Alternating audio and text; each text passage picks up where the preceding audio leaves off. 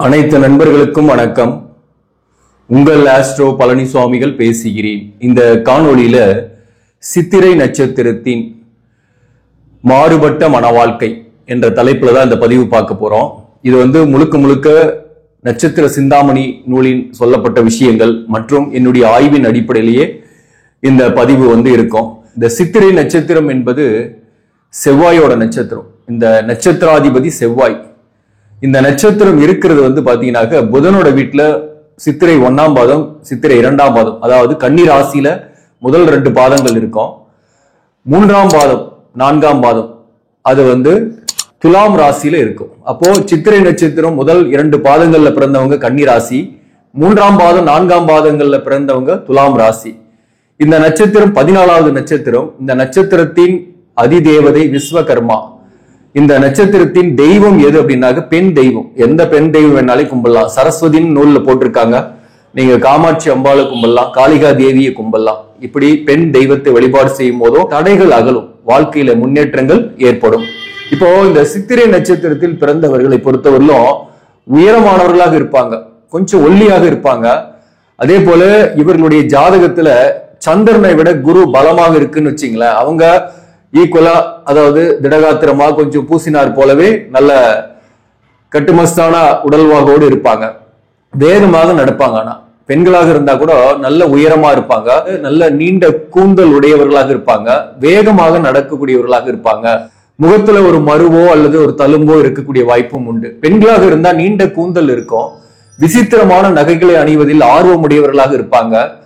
அதே போல பிறரை கவரக்கூடிய ஆற்றல் ஆண்களுக்கும் உண்டு, பெண்களுக்கும் உண்டு. பொதுவாகவே சித்திரை நட்சத்திரத்தில் பிறந்தவங்க தன்னை விட கீழாக இருக்கக்கூடியவங்க, பாதிக்கப்பட்டவர்கள், அவங்க மேல ரொம்ப அன்பு இரக்கம் காட்டுவாங்க. அதுவே இவர்களுக்கு ஒரு பாதகத்தையும் கொடுக்கும் வாழ்க்கையில அப்படின்ற விஷயம் தான் இந்த பதிவுல நம்ம டீட்டெயிலா பார்க்க போறோம். அதுதான் இவர்களுக்கு ஒரு நெகட்டிவாவும் இருக்கு. சித்திரை நட்சத்திரத்துல இந்த தேய்பிரை திதியில, சதுர்தசி திதி தேய்பிரையில பிறக்கக்கூடிய பெண்கள், அமாவாசைக்கு முந்தின நாள்னு வச்சுங்களேன், அல்லது அமாவாசை அன்றே பிறக்கக்கூடிய பெண்கள் பாத்தீங்கன்னாக்க விஷக்கன்னிகள் அப்படின்னு சொல்லுவாங்க.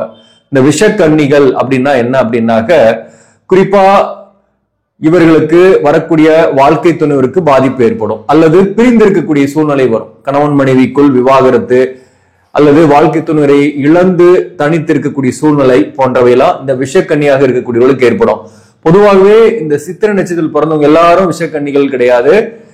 சதுர்தசி திதியிலேயோ அல்லது அமாவாசை திதியிலேயோ பிறக்கக்கூடிய பெண்கள் சித்திரை நட்சத்திரமா இருக்கணும், தேய்பிரையா இருக்கணும். அப்படிப்பட்டவர்கள் தான். அதுவும் குறிப்பா பாத்தீங்கன்னா சதுர்தசி தான் கரெக்டான இது. சோ இப்போ பாத்தீங்கன்னா சித்திரை நட்சத்திரத்தில் பிறந்தவர்களுக்கு திருமண வாழ்க்கை, கல்வி இதெல்லாம் எப்படி இருக்கும் அப்படின்னாக்க, இந்த சித்திரை நட்சத்திரத்தில் பிறந்தவங்களை பொறுத்தவரை ஒரு 32 வயது வரை பெரிய வசதி வாய்ப்புகள்லாம் இல்லாம போராட்டங்களாகவே இருக்கிற மாதிரிதான் இருக்கும். இந்த சித்திரை நட்சத்திரம் முதல் 2 பாதத்துல கன்னி ராசியில பிறந்தவங்களுக்கும் துலாம் ராசியில பிறந்தவங்களுக்கும் வித்தியாசம் இருக்கு.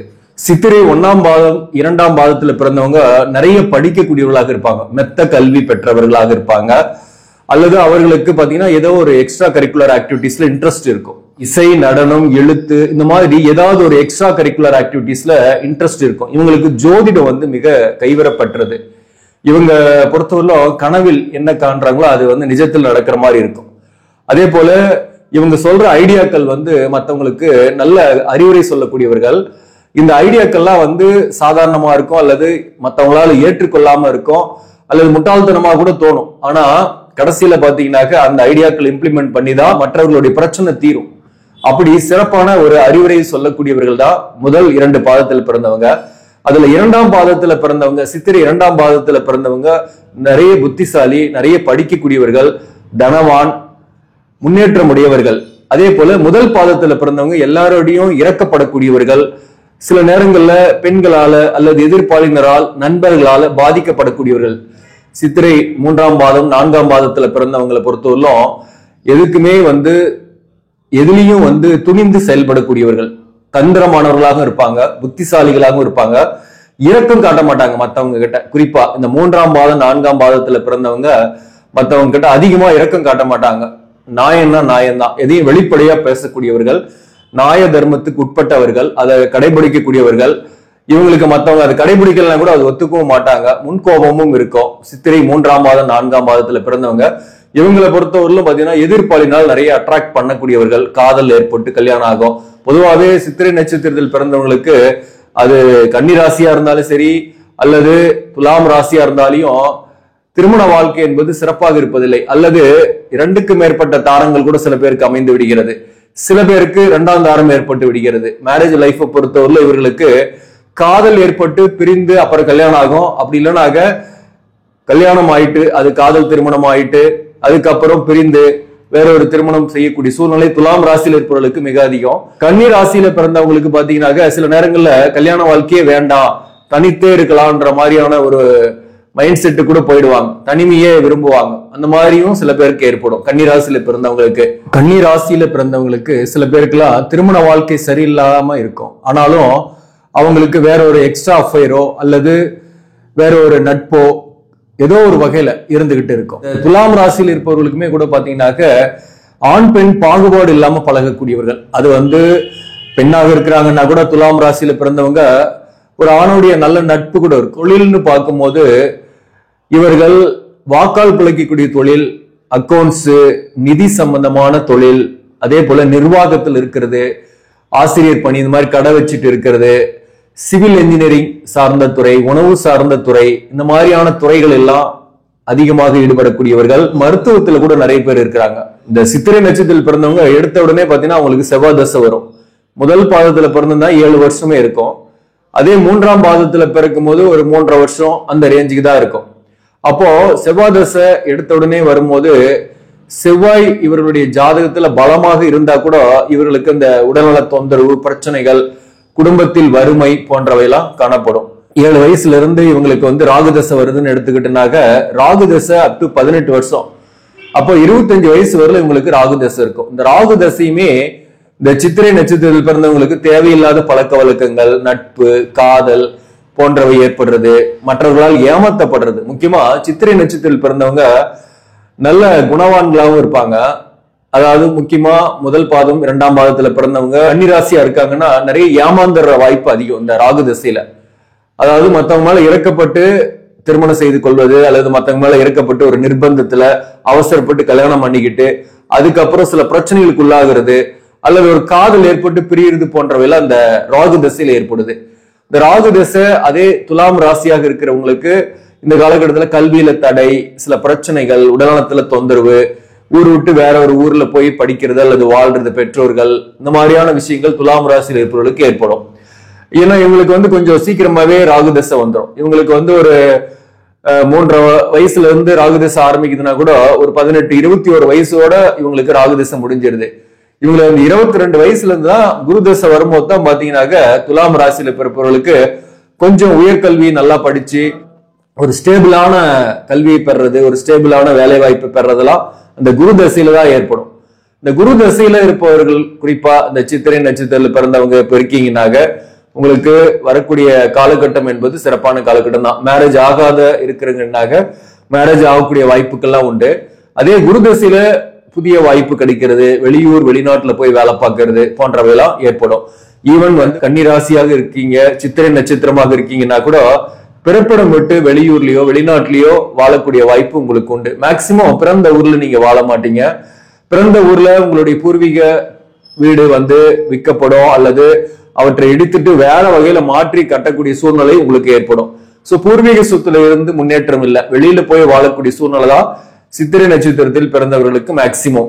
சித்திரை நட்சத்திரத்தில் பிறந்தவங்க எவ்வளவுதான் தடங்கல்களும் இடையூறுகளும் வந்தாலும் அதை ஒருபோதும் பெருசா பொருட்படுத்த மாட்டாங்க. எப்படியாவது அவங்க எடுத்துக்கொண்ட கொள்கையை, எடுத்துக்கொண்ட காரியத்தை முடிக்கணும்ன்றத விடாபடியா நின்று ஜெயிக்கக்கூடியவர்கள் தான். ஆனா வெளிப்படையா பேசிடுவாங்க, மத்தவங்க என்ன நினைப்பாங்கன்றதெல்லாம் யோசிக்க மாட்டாங்க, பட்டு பட்டுன்னு பேசிடுவாங்க. அதனால உறவுகளோட இவங்களுக்கு ஒரு பகை இருந்துகிட்டே இருக்கும். அதுவும் குறிப்பாக சகோதரர்களுக்கும் சரி அல்லது பெற்றோர்களுக்கெல்லாம் உதவுவாங்க, உதவக்கூடியவர்கள் தான்.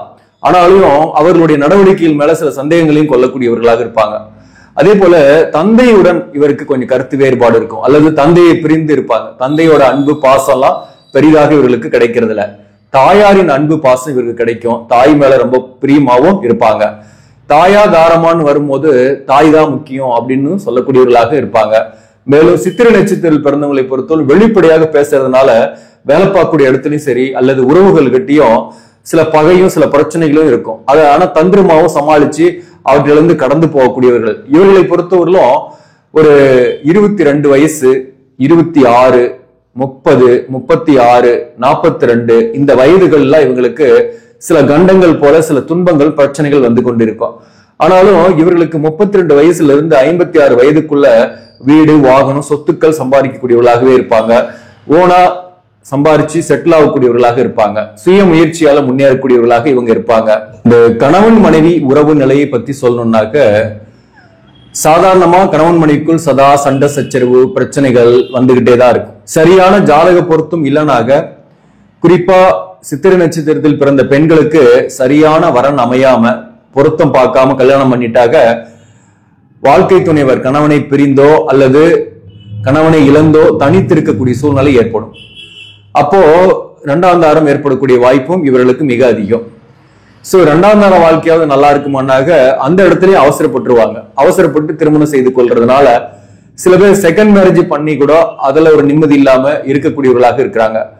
அதே சித்திரை நட்சத்திரத்தில் பிறந்த கன்னி ராசியில் இருப்பவர்கள் சில நேரம் தன் பிள்ளைகளுக்காகவே வாழலாம் அப்படின்ட்டு இரண்டாம் தாரத்தை நோக்கி கூட போகாம தனித்தே கூட சில பேர் இருப்பாங்க. அது அவர்களுடைய ஜாதகத்தை பொறுத்துதான் வச்சுங்களேன். இந்த சித்திரை நட்சத்திரத்தில் பிறந்தவர்களுக்கு கன்னி ராசியா இருந்தாலும் சரி, துலாம் ராசியா இருந்தாலும் கடந்த ஒரு வருஷமா 2024 இடத்துல ஒரு 6 மாசத்துக்கு மேலேயே உடல்நல தொந்தரவு, பிரச்சனைகள், மருத்துவ செலவுகள் நிறையவே. அதே போல சில பேருக்குலாம் ஒரு ஆபத்தான ஒரு கண்ட மாதிரி வந்து கூட நீங்கி இருக்கும். குறிப்பா இப்ப யாருக்கெல்லாம் சனி தசை நடக்குதோ அவர்களுக்கெல்லாம் நிறைய பாதிப்பு இருந்திருக்கும், அல்லது உங்களுடைய நெருங்கியவருக்கு பாதிப்புகள் ஏற்பட்டிருக்கும். அவர்களுக்கு மருத்துவ செலவு, வாழ்க்கை துணைவருக்கு, பிள்ளைகளுக்கு இப்படி ஏதாவது ஒரு பிரச்சனை 1 by 1 வந்துகிட்டே இருக்கிறது. லாபமற்ற விஷயத்துல பண நஷ்டம், மருத்துவ விரயங்கள், இப்படி பண விஷயத்திலையும் தட்டுப்பாடு, கடன். இந்த பிரச்சனைகள்லாம் முடிவுதான் எப்போ அப்படின்றது இந்த பதிவுல கடைசியா சொல்றேன். இப்ப என்ன விஷயம்னாக, இந்த பிரச்சனை பாத்தீங்கன்னாக்க இந்த கேது பெயர்ச்சிக்கு பிறகு 2025 மே 18 கேது பகவான் ராசி விட்டு போயிடுறாரு. ராகுவும் உங்க ராசிக்கு 6ஆம் இடத்துக்கு வந்துடும். அதன் பிறகு இந்த கடனை வெற்றிகரமாக சமாளிப்பீங்க, கட்டுவீங்க. விரயங்கள் குறையும், மருத்துவ விரயங்கள் குறையும், நஷ்டங்கள் குறையும். யாரையும் நம்பி பணம் நஷ்டம் ஆக மாட்டீங்க இனிமேல். ஏற்கனவே கடந்த காலங்கள்ல நம்பி ஏமாந்தது அதிகம். இனிமேல் நம்பாம இருக்க போறீங்க, ஏமாறாம இருக்க போறீங்க. அதே போல இறக்கப்பட்டு அவசரப்பட்டு திருமணம் செய்யறது அல்லது பொருத்தம் பார்க்காம ஒரு நிர்பந்தத்துல கல்யாணம் பண்றது போன்றவையெல்லாம் தவிர்த்துட்டாக இந்த திருமண வாழ்க்கை ஓரளவுக்காவது சிறப்பாகவே இருக்கும். ஆக நண்பர்களே, இந்த பதிவு உங்களுக்கு பிடிச்சிருந்தாக லைக் பண்ணுங்க, இதை மற்றவர்களுக்கும் ஷேர் பண்ணுங்க. இன்னும் நம்ம சேனலை சப்ஸ்கிரைப் பண்ணாம பாக்குறவங்க சப்ஸ்கிரைப் பண்ணி கண்டினியூ பண்ணுங்க. இதன் மூலம் உங்களுக்கு சரியான ஜோதிட தகவல்களும் ஆன்மீக தகவல்களும் கிடைக்கும். நன்றி, வணக்கம்.